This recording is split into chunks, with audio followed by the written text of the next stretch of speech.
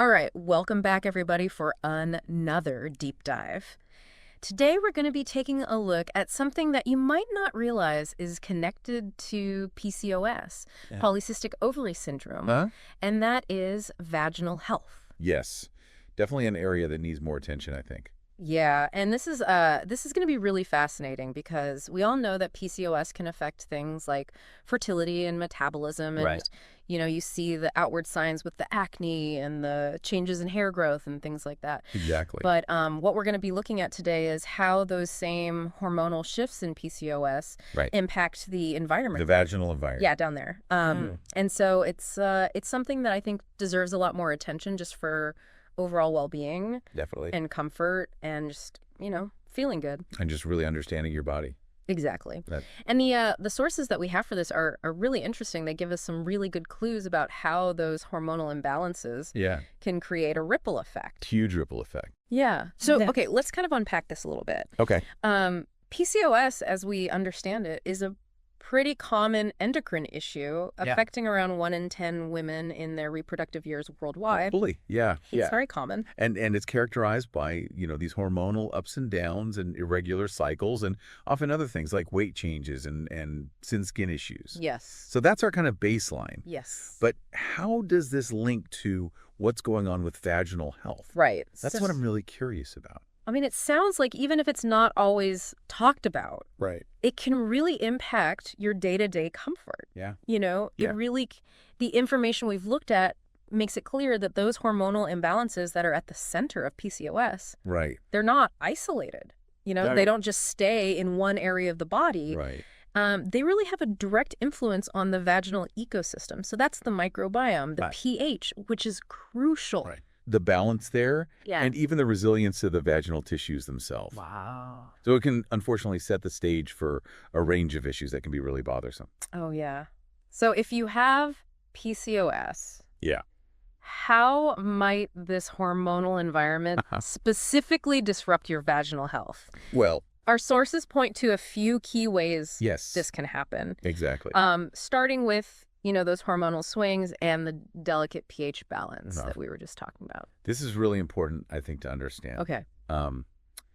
Estrogen is really, it plays a primary role in maintaining that healthy vaginal environment. Uh-huh. It supports the growth of those good bacteria, Okay. the lactobacillus bacteria. Right. And you can think of those as kind of like the guardians of your Oh, that's vaginal health. Interesting. They produce lactic acid, which keeps the pH slightly acidic. Okay. Typically, it's between 3.8 and 4.5. Got it. And that acidity is your natural defense against anything you don't want down there. Right. Anything unwanted. Yeah. Now, with the hormonal fluctuations that are common in PCOS, Mm-hmm. estrogen levels can dip quite often. And if estrogen levels are lower, that means fewer of those helpful lactobacillus, Yeah. right? To do their job. Yeah, when the population of the lactobacillus decreases, Right. the vaginal environment becomes less acidic, so that pH rises. Oh. And that shift makes it easier for other things that are less friendly, Oh, no. like bacteria and fungi, to kind of get a foothold and thrive. Yeah. And that's where we start to see the more frequent infections. Okay, so it makes sense that the information highlights that you might be more susceptible to certain infections Right. if you have PCOS. Definitely. Bacterial vaginosis Yeah. or BV is one Yeah. with those distinct symptoms like a noticeable odor, Yeah. irritation, and a grayish discharge. Yeah. Then there's yeast infections, Right. which seem to be linked to the blood sugar fluctuations Yes. we often see with PCOS, That's right. leading to an overgrowth of Candida. With the familiar itching and burning and thick discharge, and even UTIs can become more common. Urinary tract infections. Yeah, because that less than optimal vaginal environment Right. can make it easier for bacteria to travel to the urinary tract. Absolutely. So it's like one thing can lead to another. It's a cascade effect. Yeah. Yeah, and something else to consider too is vaginal dryness. Right. Those same hormonal shifts Yeah. can lead to a decrease in natural lubrication. Which, as anyone who's experienced it knows, Yeah, can cause significant discomfort and irritation. absolutely. And the sources also mention potentially painful intercourse Yes. or dyspareunia. Yes. And that's something that can really affect not just physical comfort, but also intimacy Yeah, for sure. and just overall The well-being. whole sense of well-being. Yeah. Yeah. And we shouldn't overlook the role of inflammation either. Right. We know that PCOS is often associated with a low level of chronic inflammation in the body. This can also affect the vaginal tissues, potentially making them more sensitive Yeah. and perhaps even weakening the local immune response, Yeah. again contributing to that vulnerability to infections. Right. And it's interesting how insulin resistance, which is also quite common with PCOS, can play a role here, Yes. particularly with yeast infections. Yeah. It's almost like those higher blood sugar levels create a feast for the yeast. That's a great way to put it. Yeah. That elevated glucose Yeah. is just like an all-you-can-eat buffet Yeah. for the candida, Oh, man. which is why it's so hard, to combat those recurrent yeast infections Yes. if you have PCOS. Right. So it really paints a picture of how interconnected everything is It really is. within the body. Yeah. Now, we keep seeing this term vaginal microbiome in Right. the information. Yes. Can you explain to us why that's so central to this whole discussion? Yeah, so you can think of your vaginal microbiome as like this complex community of microorganisms. And in a healthy state, it's dominated by that lactobacillus bacteria that we've been talking about so much. Yeah. Their primary role, beyond producing the lactic acid to maintain that protective pH, Right. is to essentially form like a protective barrier Okay. against any harmful pathogens that are trying to get in there, Right. and also to support that local immune system. Right. So they're really like the first line of defense. Right. So when PCOS throws off that hormonal balance Yeah. and those lactobacillus levels drop, Uh-huh. it's like the defense system is weakened. It is. You're more susceptible. You're Yes. more vulnerable. Yeah. And that imbalance, Right. that shift in the microbial community, Yeah. that's what can lead to that increased risk of infections, Right. the discomfort, Yeah. and even the ongoing inflammation in the vaginal area. So for women with PCOS, Yeah. supporting a healthy vaginal microbiome is really important. It's a big part of it. Yeah. Yeah. Now, this brings us to a specific part of the information that introduces something called balance complex Okay. as a potential way to address this. Uh-huh. It's described as a targeted vaginal probiotic supplement. Okay. So based on what we've learned, what catches your eye about this kind of approach? Well, I think what's interesting here is this direct focus on restoring the microbial balance. Right. The information tells us this product has been around for over a decade. Wow. A significant number of units sold, Uh-huh. a lot of positive feedback. Okay.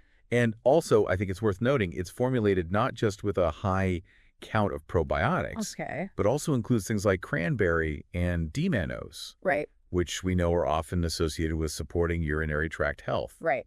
So it seems like they're thinking about some of those related issues. You're looking at the bigger picture. Yeah. Now, the source mentions a maximum strength 17-in-1 strain blend. When it comes to probiotics, is having more strains necessarily better? That's a good question. Yeah. What should we make of that? I mean, while a diverse range of beneficial bacteria can be helpful, Uh-huh. because different strains might have slightly different ways of working Okay. and offering benefits, Mm. the overall effectiveness really comes down to the specific types of strains that they're using, Right. the quality, and their ability to actually colonize the vaginal environment. Right. So it's not necessarily a case of more is always better. Right. It's more about having the right combination Got it. and enough of them. Right. But I will say that the product being produced in regulated facilities Mhm. and offering a satisfaction guarantee Okay. might offer some reassurance about the quality control. Okay, so let's dig into some of the specific ingredients Yeah. that are listed in Balance Complex Right. and what the information says about what they do. Yeah. We see several lactobacillus strains mentioned, Uh-huh. Acidophilus rhamnosus rhodori plantarum, Okay. and Bacillus coagulans. Okay. So what are the general roles that these types of bacteria... Yeah. Typically play in vaginal health. So these are all really commonly studied probiotic strains Okay. that are known to support vaginal health. Uh-huh. And in general, they aim to help reestablish that acidic pH, Okay. support the local immune system, Right. potentially reduce inflammation, Yeah. and offer antioxidant protection. Wow. So the goal is to rebuild Yeah. a healthy and protective microbial community. Got it. Okay. And then we have the cranberry and D-Mannose blends. We Yeah. touched on this briefly. Right. But the source indicates that it helps prevent harmful bacteria from adhering to the lining of the urinary tract, Uh-huh. which could help lower the risk of UTIs, Right. given that we discussed how a compromised vaginal environment Yeah. can increase UTI risk. Exactly. This seems like a sensible addition. It does. It's addressing that vulnerability that can arise Yeah, when the vaginal microbiome is out of balance. yeah.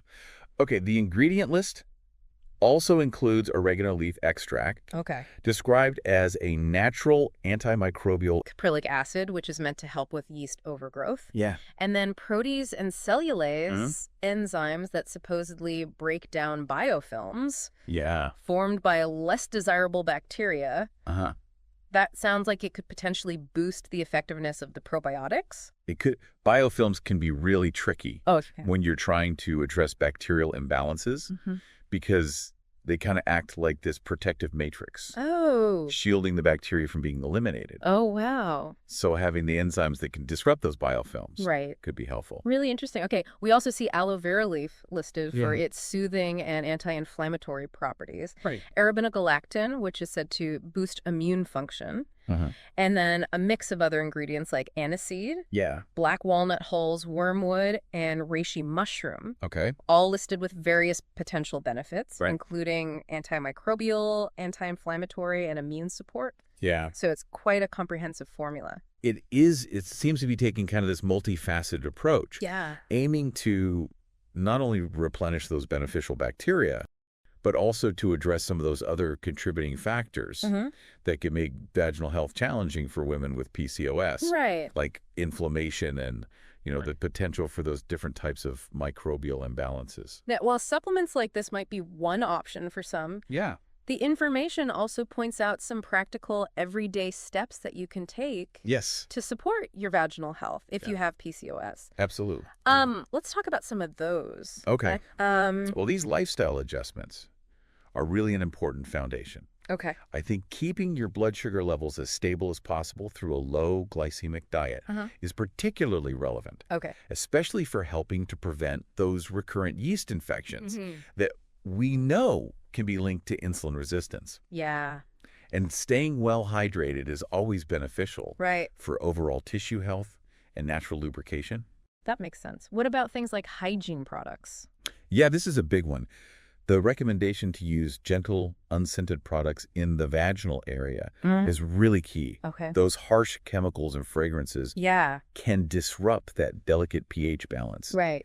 irritate the tissues. Right. So opting for simple, more natural options Right. is generally the way to go. And stress management is also mentioned Oh, yeah. with examples like yoga, meditation, and deep breathing. Right. It's so interesting how stress can have such a wide-ranging impact It really does. on our health. Yeah, it can contribute to inflammation, Right. hormonal imbalances. Well, So incorporating those stress-reducing practices yeah, can be a really positive thing for your well-being, Yeah. which can extend to your vaginal health. exactly. And then finally, the information emphasizes the importance of working closely with your healthcare provider Yes. to help manage your hormonal balance. Absolutely. It sounds like addressing those underlying hormonal issues is critical. It's a huge part of the puzzle. Yeah. And, a healthcare professional can offer personalized guidance, Right. monitor your hormone levels, recommend appropriate lifestyle modifications, supplements, or medications Right.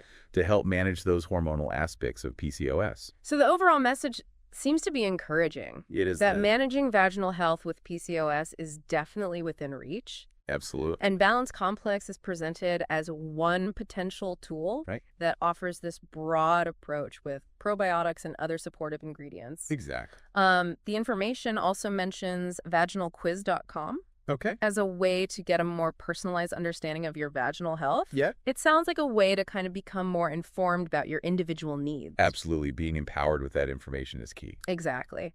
So as we bring this deep dive to a close, Okay. the key takeaway really is the significant impact Uh-huh. that PCOS and its associated hormonal shifts can have Yes. on your vaginal health. And this connection, while sometimes overlooked, can lead to disruptions in the vaginal microbiome. Right. Greater chance of infections, dryness, and discomfort, Yeah. all of which can affect your overall quality of life. Absolutely. It can really impact how you feel day to day. Yeah. And understanding this link is so important because it allows you to recognize those potential issues Right. and to be proactive in addressing them. Yeah. Whether that's through those lifestyle adjustments we talked about, Right. considering targeted supplements, Uh-huh. or working closely with your healthcare team. Yeah, this has been a really insightful look Yes. into a less discussed aspect of PCOS. Definitely. And it leaves me wondering, considering this intricate relationship between the hormonal changes and the sensitive balance of the vaginal microbiome Right. and your overall health when you have PCOS, Yeah. what other seemingly unrelated aspects of your well-being That's a great question. might also be significantly influenced by these underlying hormonal fluctuations? Yeah. So much to think about. It really is. It Yeah. highlights how interconnected our bodies are They really are. and how important it is to understand these complex systems. It's fascinating. It is. It is. Thanks for diving deep with us. My pleasure. Yeah, this has been great. It has. We'll see you next time. See you later.